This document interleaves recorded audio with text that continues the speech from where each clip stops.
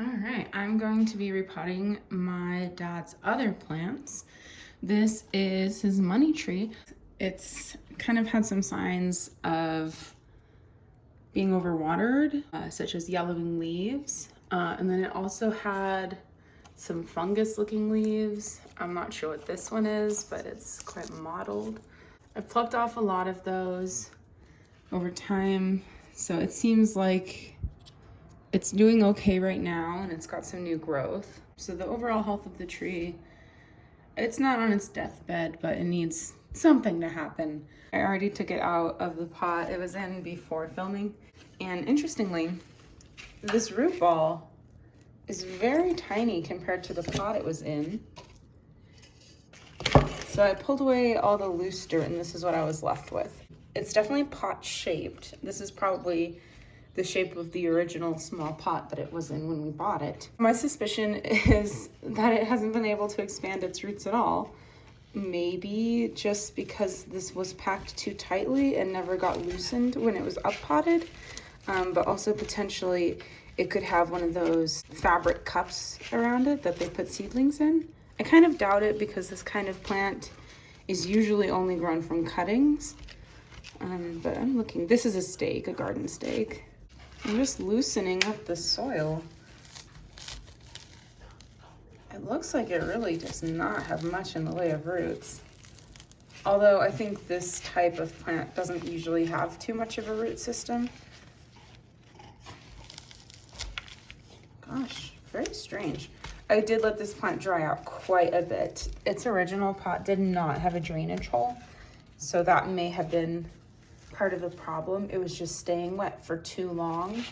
It's quite packed on, but there's not a lot going on here. The roots that I do see are fine. I don't want to pick it too far and accidentally disconnect the braids, but I'm just really not seeing what the problem is. It just seems like it's really compacted. I see a little hole there. It's not squishy or anything, so it's not root rot. It's probably fine. If it is root rot, it's not a continuing problem. Okay, well, I just pulled out a rubber band.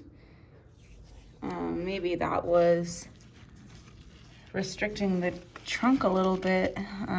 It was probably just part of how they assembled the braids together. Here's the other half. It was broken, so it's not like it was still holding it together. Okay, I mean, this is that's probably as good as it gets. You can see more of the root structure here now. I will be repotting it into a pot that has a drainage hole now. This is the pot my dad selected to upgrade the money tree into. Just based on the size of the original pot, this is way too big. When you up pot, you really only want it to be about one size larger. Otherwise, it's going to retain way too much water and have the potential for causing root rot. Also, looking at the roots on this, there's no way this pot is appropriate. I would be very tempted to put it back in the original pot if it had a drainage hole. I am not really equipped to drill my own drainage hole right now, but that is something that could be done. An alternative to drilling a hole would be to put a nursery pot inside and then just take it out when you're watering it so that the water can flow out the holes freely. I am short on choices for nursery pots right now, so I don't have the right size to fit in this container. I guess for now, I'll just put it into this plastic nursery pot. It's a similar size. It's just a little too short and too wide. There's probably nothing wrong with the soil that it's in right now, but maybe it has the wrong pH or it's low on nutrients or something, so I'll just go ahead and replace it anyway. I've got this about halfway filled to the height of where I want the plant to sit. I can see about where the dirt filled up on it before, somewhere around here. It's centered. Now I'll backfill with more soil and pack it down so the plant doesn't fall over. Well, I definitely think that it could be buried deeper. We'll give it a little bit of time to adjust before watering it. Now I'll be trimming off some of these affected leaves. I'm not really sure exactly what's wrong with this plant. I just know we've got a lot of crispy tips, some yellowing. Usually that's indicative of overwatering. So hopefully with this better draining pot, we'll have addressed the problem. It is very important to sanitize your scissors before and after cutting plants, especially if they might be infected with something contagious, because every time you clip, you create a wound in the plant that's susceptible to receiving bacteria, fungus, and what have you. Obviously, this one has something wrong with it. This one as well has some weird edges. These scissors are not very sharp. We'll get this guy next. All of these other bunches of leaves seem to be doing largely fine. This one is perhaps a bit yellow compared to, oops.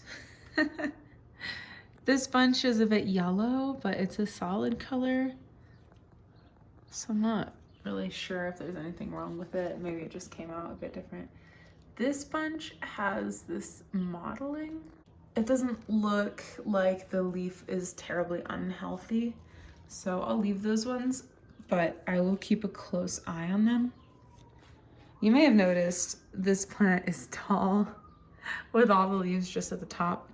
If I wanted to make it bushier, I definitely could chop it off. My dad doesn't want to, so I won't, but if it were my plant, I would.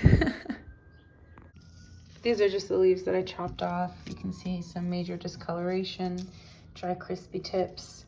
This one has some discoloration to a lesser degree. Next up is my dad's Hoya. There's nothing wrong with this plant. It's just starting to grow its roots out of the bottom of the pot. Fortunately, this one is actually in its nursery pot. It was just sitting in this decorative pot. So this plant has had adequate drainage. I was originally considering this pot to upgrade it into. I do see that this one is actually going to be the next size up from the original nursery pot. I still think this will be okay as long as the moisture levels are monitored. It's not so much bigger that I think it would become a problem.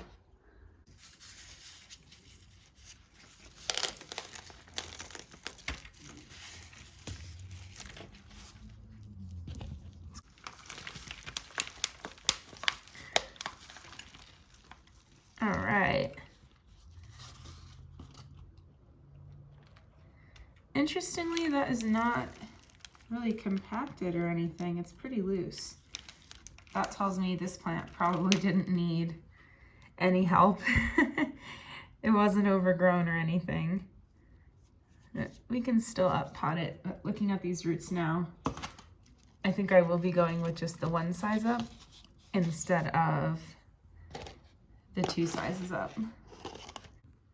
One thing I'll say about this is it's very wet, and I have not recently watered this plant. It's been a couple weeks. It probably wasn't too rich of a soil. So even though the plant's pretty much fine, it wasn't overgrown, and the pot had drainage, I'll still feel good about repotting it into a more succulent friendly soil. It's still nice to take a look at the roots. It has been a few years. So the general rule is repot every 2 years. Kind of old advice, but I still think checking on the roots is not a bad idea if you know your plant hasn't been looked at in a while. I used to not like drainage holes. I thought it was very inconvenient how water would dribble out of your plant every time you watered it. So I would actively try and find pots that did not have drainage holes. I had no idea that it was bad for the plant to be sitting in water. I did know that plants could drown if they were overwatered, but I thought that that meant quantity of water. So I would only give them a tiny sip, which in the end is not wrong if you don't have a drainage hole. But if you do have a drainage hole, the advice is to drench all of the soil, let the water run out of the bottom, and then wait to water again until your soil is bone dry. So that is the advice that I now follow. I will also wait to give this one a good water. Here's the leaf I took off. I'm just gonna put this in some water and see if it does anything. It doesn't have a node, but it is a succulent, so succulents can pretty much grow from one single leaf. We'll see how it goes. As far as I know, rocks do nothing to benefit the plant, but they do add some interest to the pot, so I'm not against them. My dad would appreciate it if we can reuse these pots. So my trick is to put some soil in the bottom and then put the nursery pot in on top of it. And it gives mostly the same effect as if it were directly in the decorative pot. I think that the soil below might stay a little too wet, but it's not really in contact with the plant, so I'm gonna say it's probably fine. If I really, really wanted to, I could even throw some soil down into this crack. All right, now it's time to repot my dad's Christmas cactus. This plant is very droopy. It is not sucking up water, very similar to my dad's 30-year-old pothos. I can see that these leaves are wrinkly. I have not watered this plant because I suspect it has an overwatering issue, as per the lack of drainage hole. This one might lose some leaves. Christmas cactus kind of tends to be one to fall apart. Okay. Oh, actually that's coming right out. There we go. I just flipped the whole thing upside down. It's a nice square root ball. It's not root bound. It is compact, so that's good. I can just kind of rub away the corners of the square root ball. And let me check. I feel this is not gonna work. It's just a little too big and I don't want to take away too much of the root structure. I found another pot that's about the size up. It won't be able to fit in here, unfortunately. It doesn't seem like it needs a lot of additional soil.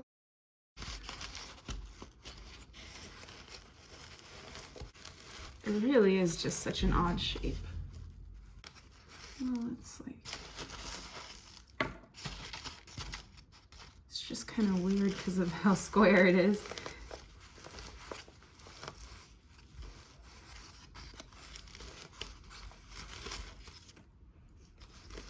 Okay, and then I'm gonna just top it off to fill in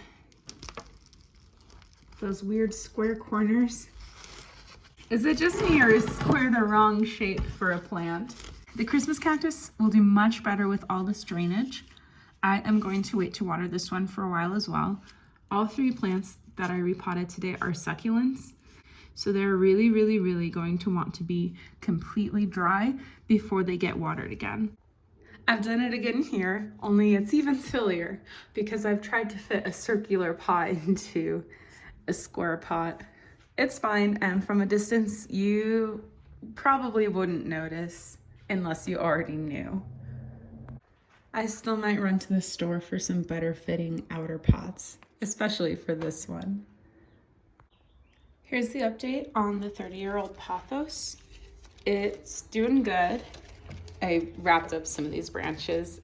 Here they are. After I repotted this plant, it came down with about a fungus. Repotting a plant can cause it distress. When plants are distressed, they're more prone to parasites, fungus, that sort of thing. So just the act of chopping off its roots and putting it in a new pot disturbed it enough that it made it vulnerable to the fungus. It wasn't crazy. It was just a whole bunch of different leaves with a spot or two on them, very tiny, but it was a good number of leaves. When you are treating fungus, the whole entire leaf needs to be removed and thrown away. You can't just cut around it and save half of a leaf. This is really devastating for large leaf plants like alocasia, but for pothos, it's okay. It has lots of leaves. It grows leaves quite easily. I've taken off all the infected leaves and thrown them away, leaving these nodes that I have not yet treated with cakey paste. The rest of the plant looks really good. I've been monitoring it for fungus. I found one in the past few days. So that initial pruning really did the trick.